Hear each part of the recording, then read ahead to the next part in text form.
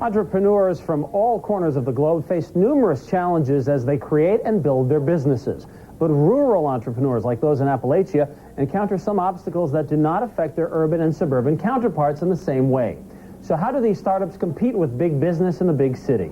Well, joining me now with more on some of the biggest obstacles to rural entrepreneurs and how they can overcome them is Steve Robbins. He is president of VentureCoach.com. And Steve, welcome to the program. Thank you very much. As you looked at those Jack Cafferty reports, were you struck by the differences between rural entrepreneurs and urban and suburban ones, or are there similarities? Actually, surprisingly enough, there are a lot of similarities. One of the things that you have to remember, entrepreneurship started as rural entrepreneurship in this country. I mean, 100 years ago, the Sears catalog was your supply chain, and you made all of your own products largely, and you sold them at the farmer's market or whatever. It's only been recently that we've had the aggregation. And yet we look at now, we look at the rural entrepreneur and say in some ways he or she is at a disadvantage. How is that so? They're very much at a disadvantage in the sense a lot of them are entering entrepreneurship as a result of the depressed environment in the rural areas. And they never intended to be entrepreneurs. They didn't get up one day and say, I want to strike out and start my own business. They knew how to do something. They needed to make a living for themselves. I was struck by the emphasis on natural resources, food in particular in those reports. But when you think about Appalachia, you think about coal and timber, which during the Industrial Revolution were at the cutting edge of what the economy was doing. Absolutely. And what you find is that what they need to do now is figure out what are their new advantages. The coal and the timber aren't necessarily the advantages, but things like cheap labor, things like proximity.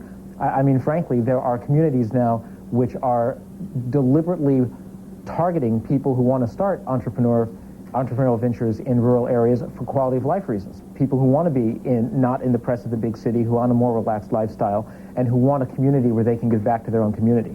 All right, you mentioned some of the advantages. Let's get into the challenges. What about distribution, and how is it different if you have a service company or you're manufacturing goods? If you're manufacturing goods, distribution is a bit of a challenge, especially if you have something like a fresh Samantha or some kind of very perishable item. But frankly, we have a lot of the infrastructure that's grown up largely in the last 10 to 15 years in the form of the shipping companies, the Federal Expresses that can get things overnight or even same day now. And those can be used for physical product distribution. For service companies, it's a little bit different. For service companies, to deliver a service, unless you're on the internet or delivering a service that can be done remotely, you actually have to partner with people who are in the areas where the service itself will be delivered. In that case, you have a lot of the same challenges of any decentralized organization, which is you have to figure out how to make the people in the far-off areas know what they're doing, help them figure out if they're doing a good job, and help them be responsive enough to the customer that information gets back to you so you know how to refine your service and make it more the kind of service that's going to sell and be attractive. You mentioned the technologies such as the Federal Expresses and the UPSs of the world, but also the internet is breaking down barriers. Is that making, in any way, the physical isolation of some of these rural areas less so? Absolutely. I happen to like jerky. And I went on the internet, did a search for jerky, went out and bought some ostrich jerky. For all I know, that ostrich jerky came from a man who walked out into his backyard, took a look at the ostrich that was sitting there, said, okay, Bill, your time has come. Whack, and sent it to me.